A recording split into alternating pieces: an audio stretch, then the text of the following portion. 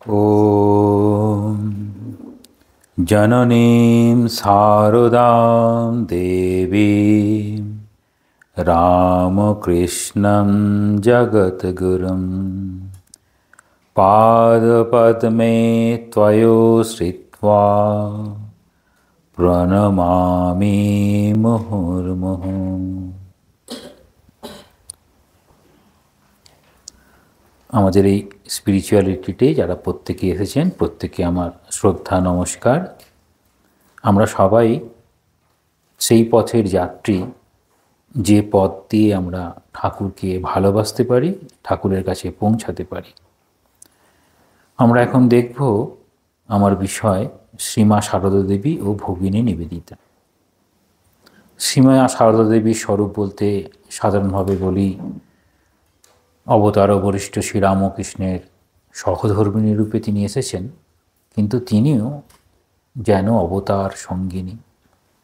আবার বলা হয় ঠাকুরের এই শরীর যাওয়ার পরেও মা তো বেশ কিছুদিন ছিলেন, তিনি যেন নিজেই একটা নারী রূপে অবতারের একটা অবস্থান গ্রহণ করেছেন। মানে ঠাকুর একটা জায়গায় গিয়ে থেমেছেন, তারপরে সেই পথটাকে আরও আগিয়ে নিয়ে যাওয়ার জন্য মায়ের প্রচেষ্টা। এই যে একটা জায়গায় থেমে যাওয়া, তারপরে মায়ের সেই প্রচেষ্টা, এটাকে নিবেদিত একটা জায়গায় বলছেন খুব সুন্দর, সেটার উদাহরণ দেওয়া ভালো। অন্য প্রসঙ্গে বলছেন গাছের মূল থাকে মাটিতে, গাছের বিকাশ ফল ফুল তার মাধ্যমে। গাছ নিজেকে মেলে ধরে, তখন বোঝা যায় সে মাটি থেকে কত শক্তি গ্রহণ করেছে। তাহলে শক্তি গ্রহণ করেছেন শ্রীমা সারদা দেবী কোনখান থেকে? ভারতবর্ষের সেই প্রাচীন সংস্কৃতি থেকে। কার কাছে শিক্ষা লাভ করেছেন? নিজেই বলছেন ঠাকুরের কাছে সব কিছু শিখেছেন। যা যা করতে হয়, এই দৈনন্দিন কর্মের কাজ, কার সঙ্গে কীরকম ব্যবহার করবেন সেই কাজ। আবার তাঁর অবস্থান সম্পর্কে ঠাকুরেরই মন্তব্য। ঠাকুর বলছেন শ্রীমা সারদা দেবী কীরকম না, তিনি যেন স্বয়ং সরস্বতী। তাহলে মাকে সরস্বতী ভাবছেন, মাকে পূজা করেছেন, ষোড়শী রূপে পূজা করেছেন। সেই মা সারদা দেবী তিনি যখন নিবেদিতা যখন আসছেন, তখন ঠাকুরের শরীর চলে গেছে। তখন সেই সময়কার নরেন্দ্রনাথ পরবর্তীতে সন্ন্যাস গ্রহণ করে যখন বিভিন্ন নামের পরে বিবেকানন্দ নাম নিয়ে তিনি চিকাগো বিজয় করলেন। সেই ধর্মসভার পরে লন্ডনে গেলেন, দেখা হলো নিবেদিতার সঙ্গে। নিবেদিতা এসেছিলেন, এসে বুঝতে চেষ্টা করছেন। আমরা কখন একজন আরেকজনকে বোঝার চেষ্টা করি, আমরা ঠিক এরকম ছোটোবেলায় ক্লাস 1, 2, 3, 4 একটা স্কুল, তারপরে 5, 6, 7, 8, 9, 10 একটা স্কুল, তারপর 11, 12 একটা স্কুল, তারপর কলেজ। তাহলে একটা জায়গায় আসার পরে আর একটা জায়গা ধরার চেষ্টা করে। ঠিক সেই রকম নিবেদিতার প্রথম দিকে ওই খ্রিস্টান পরিবারেই জন্মগ্রহণ, বাবা যাজক, অনেক বিদ্যা বুদ্ধি অর্জন করেছেন, কিন্তু কোথাও একটা মনের সন্তুষ্টি আসছে না। যেটা স্বামীজি বারবার বলেন, যদি জীবনের মধ্যে ওই ট্রিমেন্ডাস ডিসস্যাটিসফ্যাকশন উইদিন হিমসেলফ, আমাদের নিজেদের মধ্যে যখন অসন্তোষ ঠিক না তৈরি হবে, ততক্ষণ কেউ ভগবানের দিকে যাবে না। কেন যাবে না? না, জগতের যা কিছু আছে সেসব নিয়েই সে আনন্দ পেতে পারে। জগতের বাইরে কিছু পেয়ে যে আনন্দ পাবে সে বুঝতে পারে না। নিবেদিতা ঠিক সেই রকম হলো যে খ্রিশ্চানিটির মধ্যে যা কিছু ভালো আছে, যা কিছু আছে সেসব তাকে যেন শান্তি দিতে পারছে না, মানে সে আরও ঊর্ধ্বে যেতে চায়।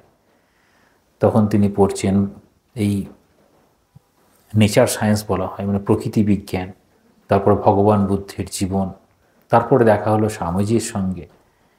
তাহলে নিবেদিতার স্বামীজির সঙ্গে দেখা হওয়ার আগেও তাহলে খ্রিশ্চানিটির পাশাপাশি কী পড়ছেন? প্রকৃতি বিজ্ঞান।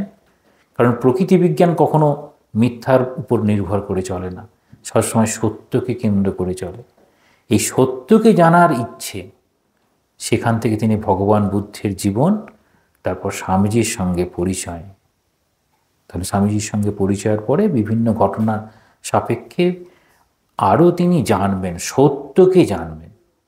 তাহলে একই রকম দেখতে পাই স্বামী বিবেকানন্দ যেমন ঠাকুরের কাছে এসেছিলেন যে আপনি ভগবান দেখেছেন কি, ভগবানকে দেখেছেন, কীরকম প্রশ্ন, সত্য। ঠিক একই রকম এই সত্যকে জানার উদ্দেশ্য নিয়েই নিবেদিতার ভারতবর্ষে আসা। এবার ভারতবর্ষে এলেন, ভারতবর্ষে এসে বিভিন্ন পরিবেশ পরিস্থিতির মধ্যে দিয়ে কাটছে, সেটা একটা বিষয়।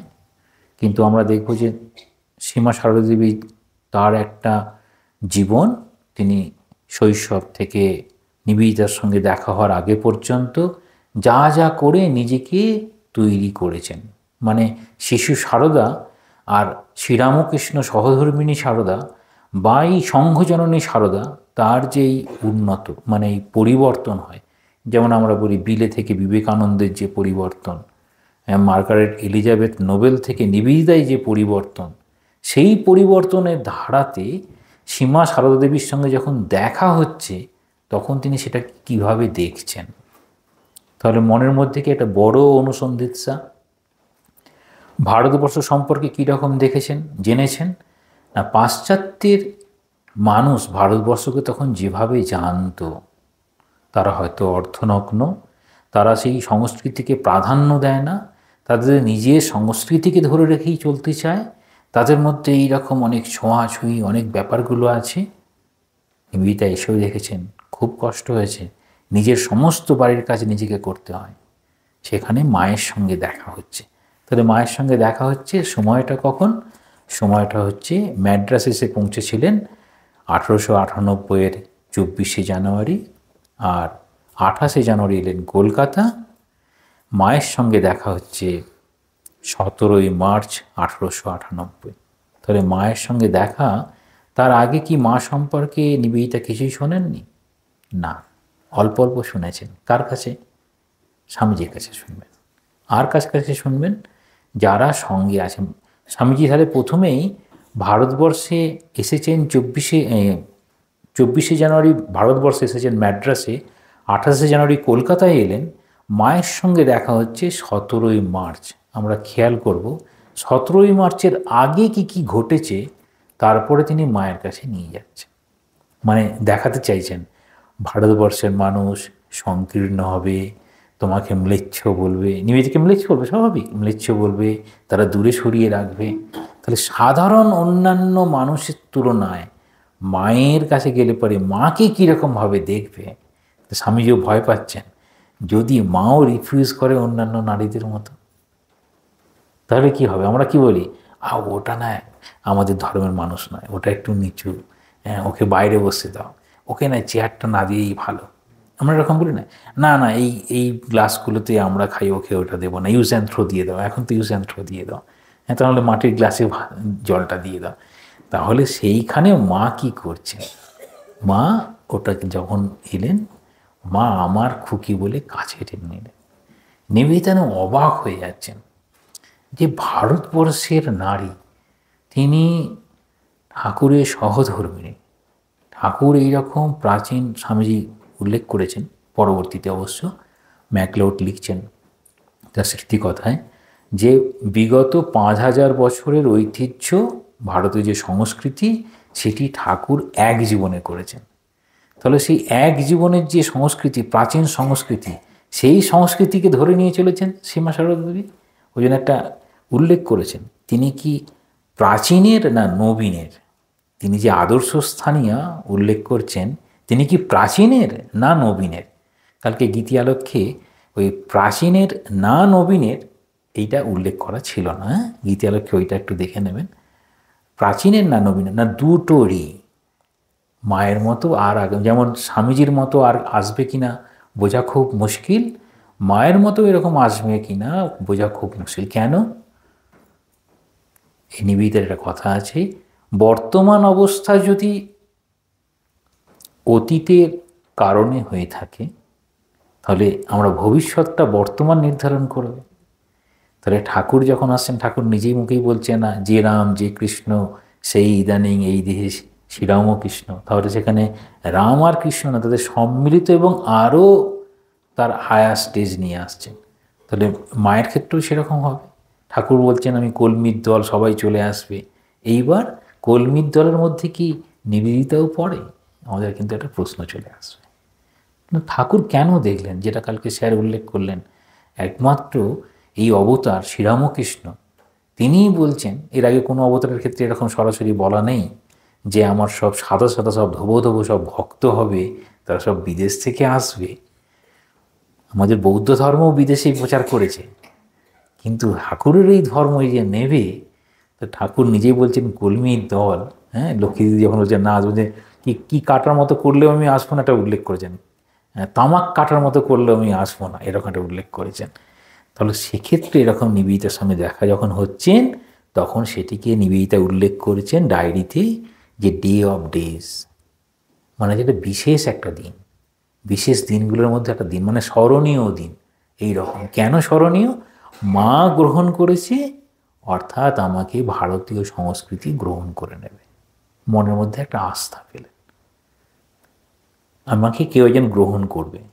বাকি কেউ ঘরের মধ্যে ঢুকতে দিচ্ছে না। মানে ভারতবর্ষের একটা বাড়ি মনে করুন, সব জায়গা থেকে যেন কোণ ঠাসা হয়ে যাচ্ছে। তারপর এক জায়গায় দেখছেন তিনি একটা বড় মাপের মানুষ, তিনি বলছেন না তুমি চলে এসো, আর তুমি আমার মেয়ে, সেইভাবে বিরাজ করো। পরে আরেকটা খুব দারুণ ঘটনা ঘটেছে, সেইটা বলবো। তাহলে মায়ের সঙ্গে সাক্ষাৎ হলো। প্রথম সাক্ষাৎ 17ই মার্চ, আর শেষ সাক্ষাৎ হচ্ছে 12ই মে 1911। এটা শেষ সাক্ষাৎ। তাহলে মাঝে হচ্ছে 13 বছর সময় মোটামুটি মাকে মাঝে মাঝে দেখা। আবার নিয়মিত বিদেশে গিয়েছিল তার স্কুলের কালেকশনের জন্য, যাতে স্কুলটা চলতে পারে, সেই রকম। এইবার আমরা চলে আসব একজনের স্মৃতিকথা থেকে। তিনি সেরকমভাবে লিখছেন, সেই স্মৃতিকথা দিয়েই আজকে আরেকটা নিবেদিতার চিঠি থেকে এই প্রসঙ্গের ইতি টানবো। হ্যাঁ, তাহলে প্রসঙ্গটা কখন থামবো বুঝতে পারবো না। সেই জন্য এখন যে মায়ের যে ছবি আমরা দেখতে পাই, সেগুলোর কারণ হচ্ছে, একটা হচ্ছে অলিবুল, আর ম্যাকক্লাউড, আর হচ্ছে নিবেদিতা। এই তিনজন যদি না থাকতো, তাহলে এইরকম অবতার তার সঙ্গিনী মায়ের, আমাদের তো মা তো ওরকমভাবে অবতার বলে বলছেন না, মা বলছেন আমি সকলের মা, আমি সত্যিকারের মা। মানে সত্যিকারের মা বলছে, মানে এইটা হচ্ছে খুব বড় ব্যাপার। নরেন্দ্রনাথ বেলুড় মঠে আছেন, নরেন্দ্রনাথের মা ভুবনেশ্বরী দেবী এসেছেন, তখন তিনি বলছেন মা সত্যিকারের মা, কিন্তু এখন যখন সঙ্ঘে চলে এলো, তার সত্যিকারের মা হয়ে গেলেন সারদা দেবী। একই রকম যখন বিদেশ যাবে, শ্রীমা সারদা দেবী জিজ্ঞাসা করছেন তুমি মায়ের সঙ্গে দেখা করবে না, তখন হচ্ছে এই তো এখন এই মায়ের সঙ্গে দেখা করলাম। মানে এটাই প্রাধান্য। কারণ ঠাকুরও বলছেন সকল নারীর মধ্যে যেমন সীতা বর্তমান, মাও সকল নারীর মধ্যে বর্তমান। এরকম ঘটনা অনেক আছে। সেটি বেলুড় মঠে একটা ছোট্ট শিশু মায়ের মন্দিরে প্রণাম করছে, সে তার মাকেই দেখছে। এটা শতরূপে সারদাতে পাবেন, এই উল্লেখ করেছেন একজন, যে সে যখন প্রণাম করছে মাকে বলছে মা তুমি ওখানে বসে আছো, মানে নিজের মাকে বলছে, মানে সকল মায়ের মধ্যে মা অবস্থান করছেন সেটা। এখন আমরা দেখি স্বামী অসিতানন্দ। অসিতানন্দ কে ছিলেন? অসিতানন্দ তিনি সরাসরি ভগিনী নিবেদিতার সঙ্গে কোনো তার প্রত্যক্ষতার জ্ঞান ছিল না। তিনি তারপরে কিন্তু তিনি কার কার সঙ্গ করেছেন? শ্রীমা সারদা দেবী, যোগীন মা, গোলাপ মা, স্বামী শারদানন্দ, এই মূলত 4 জনের সঙ্গে তিনি দীর্ঘদিন কাটিয়েছেন।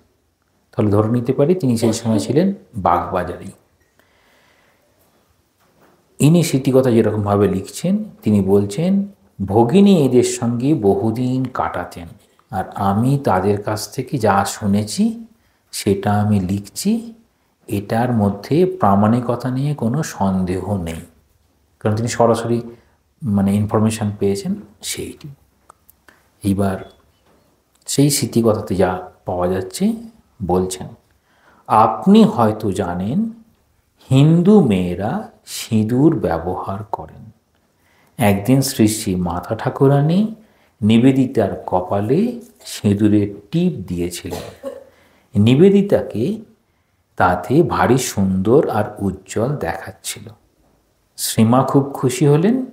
5 বছরের মেয়েকে যেমন চুমু খায় তেমনি চুমু খেয়ে আদর করলেন। তাহলে খেয়াল করব, মানে শিশুর দৃষ্টিভঙ্গি, মা হচ্ছে নিজেকে মা মনে করতেন আর নিবেদিতাকে শিশু মনে করতেন। মা নিজেই বলতেন, প্রথম প্রথম আমি ওর কথা ঠিক বুঝতে পারতাম না, ও আমার কথা ঠিক বুঝতে পারতো না, পরে ও খুব তাড়াতাড়ি বাংলা শিখে নিল। নিবেদিতা খুব তাড়াতাড়ি বাংলা শিখেছিলেন, বাংলা ভারতীয় সংস্কৃতি খুব শিখেছিলেন খুব তাড়াতাড়ি। তারপর বলছেন, নিবেদিতা, শ্রীমা নিবেদিতাকে গভীর ও অতি গভীরভাবে ভালোবাসতেন, আমার প্রাণের সরস্বতী বলে প্রায়ই ডাকতেন। সম্বোধনটা দেখবেন, আমার প্রাণের সরস্বতী।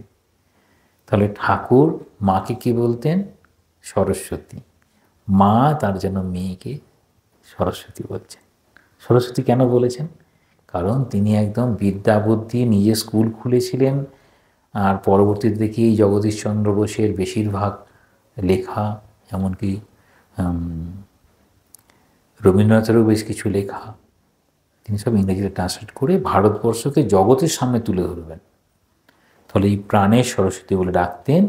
নিবেদিতাও মায়ের আদরে গলে যেতেন, একদম তিনিও যেন নিজে বড় হয়েছেন ভাবতে পারতেন না।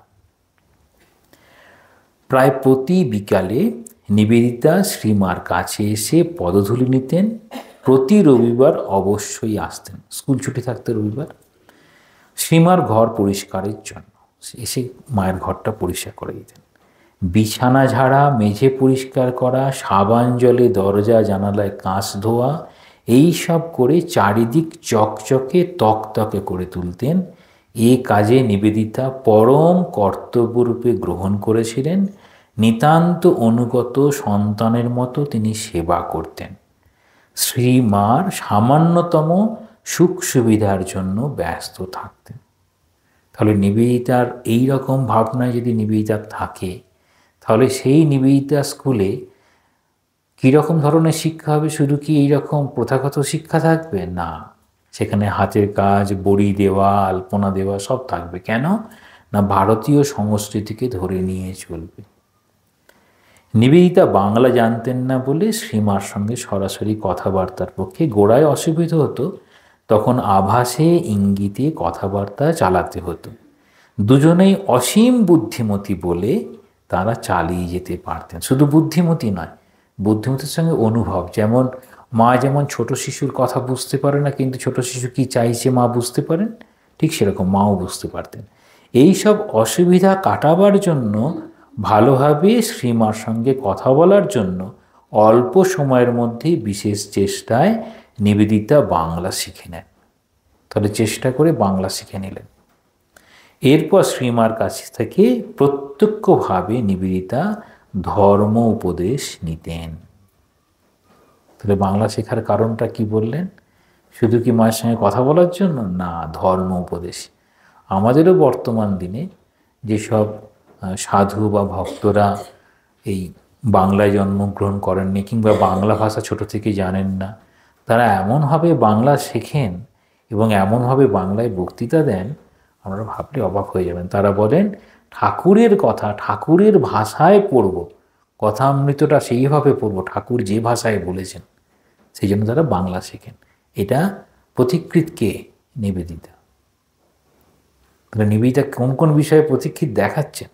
তাহলে যোগিন মা, গোলাম মার কাছ থেকেও বিভিন্ন শুনতেন। কি শুনতেন না? হিন্দু পুরাণের কাহিনী। আমরা দেখবেন এবারের অনুষ্ঠানে হিন্দু পুরাণের কাহিনী রয়েছে। কেন হিন্দু পুরাণের কাহিনীগুলো শুনতেন সেটি ওখানে বলা হবে। এবার বললেন নিবেদিতার স্কুল খুলল। স্কুল খোলার পরে তারপর মা সেই স্কুলের উদ্বোধন করতেন। কিন্তু নিবেদিতা বলছেন, নিবেদিতা স্কুলে কিভাবে যেতেন? আমাদের সেই আগেকার দিনে আমাদের মায়েরা বা ঠাকুমারা, দিদা, তারা যেরকমভাবে চলতেন, নিবেদিতা খালি পায়ে পথ হেঁটে বাড়ি বাড়ি গিয়ে অভিভাবকদের ধরতেন, যাতে তারা বাড়ির মেয়েদের স্কুলে পাঠান। তো খালি পায়ে যেতেন কেন? এই কদিন আমি খুব মজা করছিলাম। দেখবেন দেবী দুর্গার মন্দিরে মূর্তিতে প্রণাম করবেন, তারপরে দেখবেন গণেশের পায়েতে জুতো আছে, কার্তিকের পায়েতে জুতো আছে, হ্যাঁ, মহিষাসুরের পায়েতে জুতো আছে। দেখুন মায়ের পায়ে জুতো নেই, সরস্বতীর পায়ে জুতো নেই, লক্ষ্মীর পায়ে জুতো নেই, দেখুন নিবেদিতা জুতো নেই, খালি পায়ে চলেছে। বুঝতে পেরেছেন? মানে জুতো দিয়ে পাকে বেঁধে রাখা যাবে না, মানে তিনি সর্বত্র বিচরণ করতে পারেন, এমনকি জুতো দিয়েও তাকে বেঁধে রাখা যাবে না, সব জায়গায় যেতে পারবেন। দেখুন খালি পায়ে গেছেন বলেই সেই সময়ে সংকীর্ণ মনোভাবাপন্ন মানুষ তাদের বাড়িতে ঢুকতে পারছেন। দেখবেন এখনও আমাদের যাদের বয়স একটু বেশি হয়েছে, ঠাকুমা দিদা, তারা কি বলবে, আর যাই হোক হসপিটালে আমাকে ভর্তি করবে না, আমি ওই জুতো পরা মেয়ের কোনো রকম সেবা নিতে পারবো না। দেখবেন গ্রামের দিকে এখনও আছে, জুতো পরা মেয়ের সেবা নিতে পারবো না। হ্যাঁ, তো এই রকম ব্যাপারগুলো নিবেদিতা তখন কি করে করছেন, নিবেদিতার বিষয়টা দেখাচ্ছেন। তাহলে আর পরের দিকে চলে যাই, একদিনের বিশেষ ঘটনা, সেই ঘটনাটা আমাদের প্রত্যেকেরই দৃষ্টি আকর্ষণ করবে। এটা ওই স্মৃতিকথাতেই রয়েছে। একবার নিবেদিতা ভোগ রেঁধে ঠাকুরকে নিবেদন করে তার প্রসাদ শ্রীমাকে খেতে দেন। তাহলে এতক্ষণ গেল বাইরের বিষয়, আমাদের এবার রান্নাঘরে কখন ঢোকার চান্স পায়, বুঝতে পেরেছেন?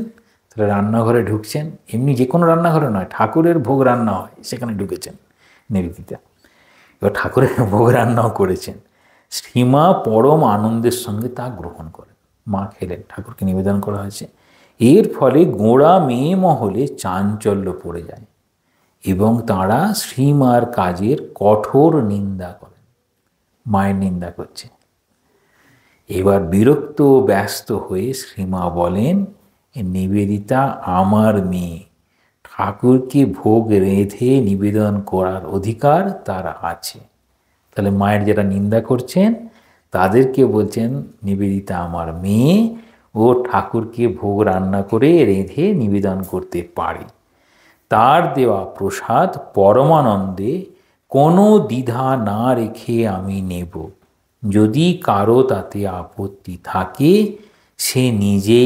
সে নিজেকে নিয়েই থাক, মানে সে তার ওই গোড়ামিগুলো নিয়ে থাক। তার যদি মনে হয় আমি আসবো না, ঠিক আছে তুমি আসবে না, কিন্তু তাহলে এটা দিয়ে কী বোঝাতে চাইছেন? নিবেদিতারে কোথাকার মানুষ হলেন? নিবেদিতা একদম মায়ের সন্তান হয়ে গেল, যেন মায়েরই। এবার এইভাবে শ্রীমায়ের সাহচর্যে ও স্নেহে খুকি নিবেদিতা শ্রীরামকৃষ্ণ বিবেকানন্দ পরিমণ্ডলীতে আশ্রয় লাভ করেন। তাহলে এই যখন আশ্রয় লাভ করলো, স্বামীজি ভাবলেন আমার আর কোনো চিন্তা করার কারণ নেই। কারণ স্বামীজি এর দ্বারা সব মহাপুরুষ হয় আগেই বুঝতে পারেন যে মোটামুটি আমি এরপরে হয়তো আর জগতে থাকবো না, তো আমাকে কেন্দ্র করে যারা এসেছে তাদের যেন কোনো অসুবিধা না হয়।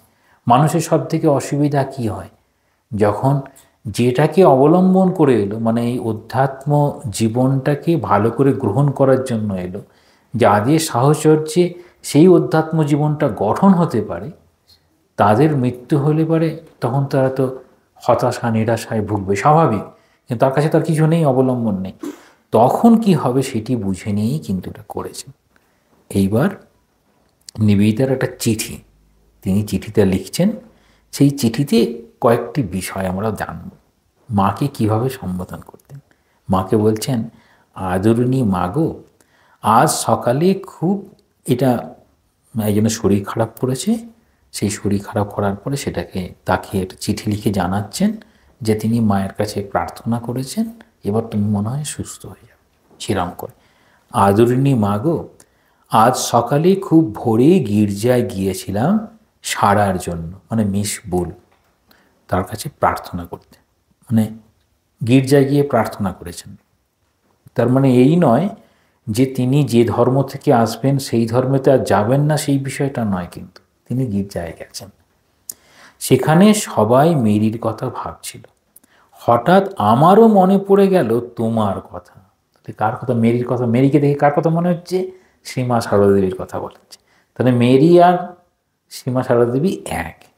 তোমার মিষ্টি মুখ, তোমার ভালোবাসায় ভরা চোখ, তোমার সাদা শাড়ি, হাতের বালা, সব কিছু সামনে ভেসে উঠল। তাহলে কীরকমভাবে মাকে লক্ষ্য করেছে, মায়ের সব কিছু, মায়ের মুখ, সাধারণত মুখে ঘোমটা থাকতো, মেয়ে বলে মায়ের মুখটা দেখতে পেয়েছিল, হাতের বালা সব কিছু না দেখতে পাচ্ছে। তখন ভাবলাম অভাগী সারার রোগের ঘরটিকে শান্তিতে আর আশীর্বাদে ভরিয়ে দিতে পারে একমাত্র তোমারই পরশ। তাহলে সারা যে রোগে কষ্ট পাচ্ছিল যে ঘরে, সেই ঘরটাতে যেন শান্তি এনে দিতে পারে। তাহলে একজন অসুস্থ সেই ঘরটাকে শান্তি এবং আশীর্বাদে ভরিয়ে দিতে পারে একমাত্র তোমারই পরশ। মানে তুমি স্বয়ং এসে অবস্থান করে যেন তাকে কৃপা করো। এটা কোত্থেকে বলছেন? নিবেদিতা তো এদের সঙ্গে থাকতো, তো থাকতে থাকতে কী শুনেছেন সে দেখবেন। একটা ঠাকুরের জীবনে একটা ঘটনা আছে, সম্ভবত ঢাকার একটা ঘটনা আর একটা জামশেদপুরের ঘটনা। ঠাকুর সশরীরে পৌঁছে গেছেন, এবং ঠাকুরের শরীর চলে গেছে তখন অবশ্য। ঠাকুর যেন সশরীরে পৌঁছে গেছেন, মানে ঈশ্বর তিনি সব জায়গাতেই অবস্থান করতে পারেন, সব জায়গাতেই তিনি অবারিত পৌঁছে যেতে পারেন, সবাইকে তিনি আশীর্বাদ করতে পারেন, এই ধারণা স্পষ্ট। মাকে ওইরকমভাবে দেখছেন। বলছেন, আর মা গো জানো কি, ভাবলাম সন্ধ্যাবেলায় শ্রী শ্রী ঠাকুরের পূজার সময় তোমার ঘরে বসে ধ্যানের চেষ্টা করে কি বোকামি করতাম। মানে তোমার সামনে বসে আমি ধ্যান করছি, এটা তো বোকামি। কেন বসিনি?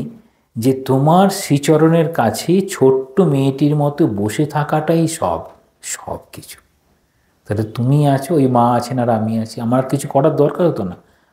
মা গো, ভালোবাসায় তুমি ভরা, তোমার ভালোবাসায় আমাদের মতো উচ্ছ্বাস আর উগ্রতা নেই, তা পৃথিবীর ভালোবাসা নয়।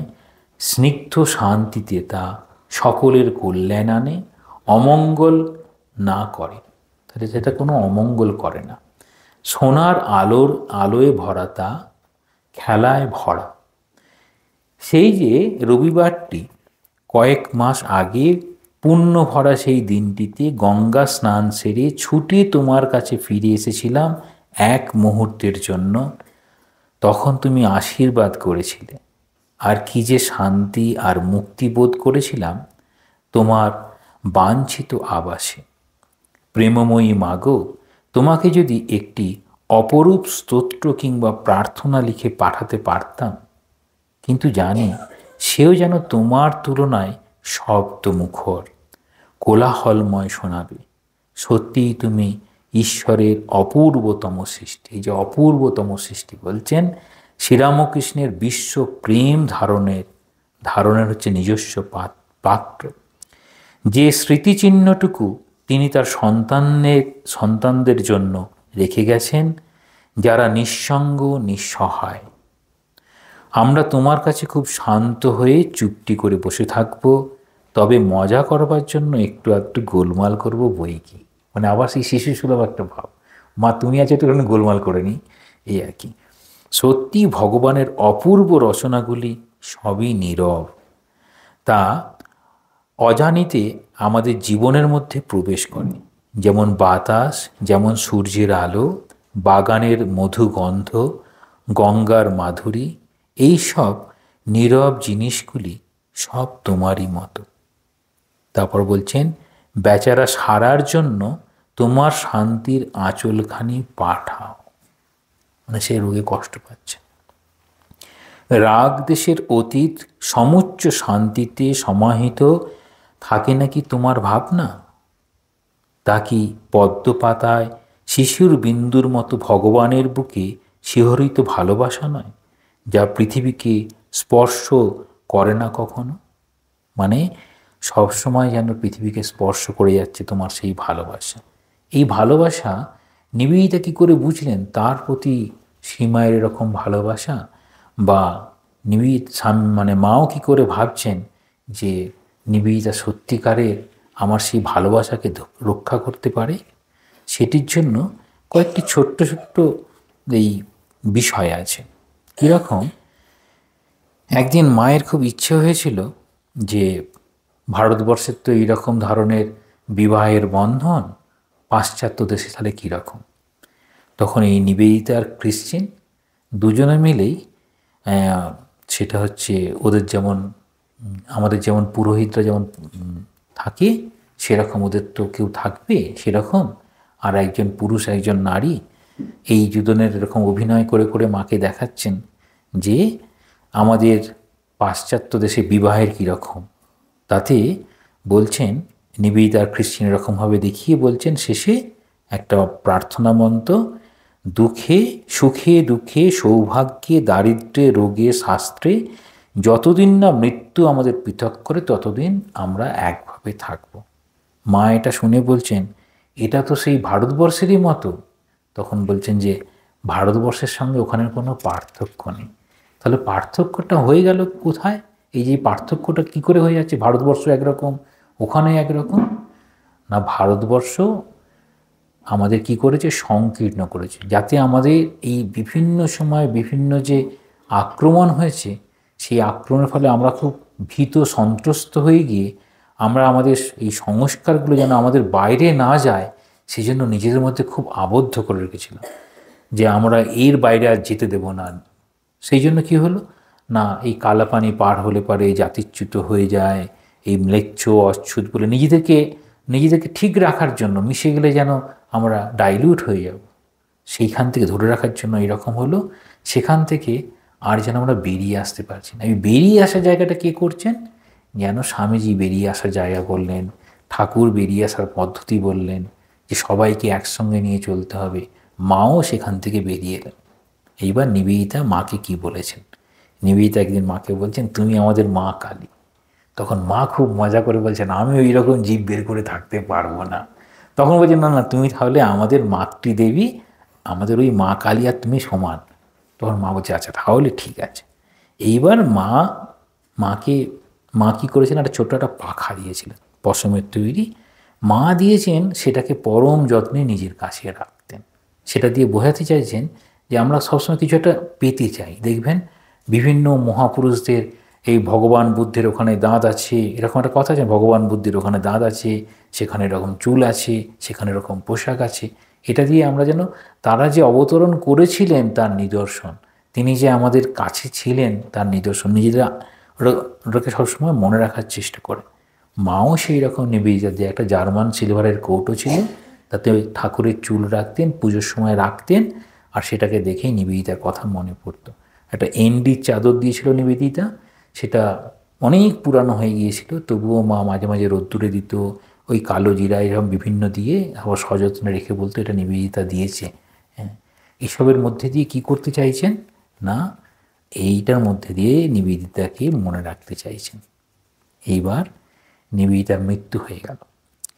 ওই দার্জিলিংয়ে মৃত্যু হয়েছিল। তো মৃত্যু হলো তো 1911 সালে মৃত্যু হলো। মৃত্যু হওয়ার পরে মায়ের একটা সুন্দর মন্তব্য বলছেন, যে হয় সুপ্রাণী তার জন্য কাঁদে মহাপ্রাণী।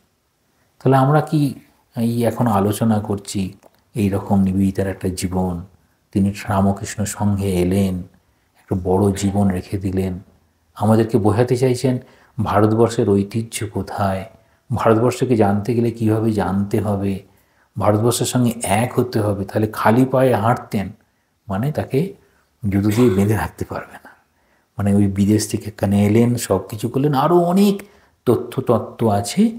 তাহলে নিবেদিতা যেন এরকমভাবে নীরবে যেন জীবনটাকে দিয়ে গেছেন।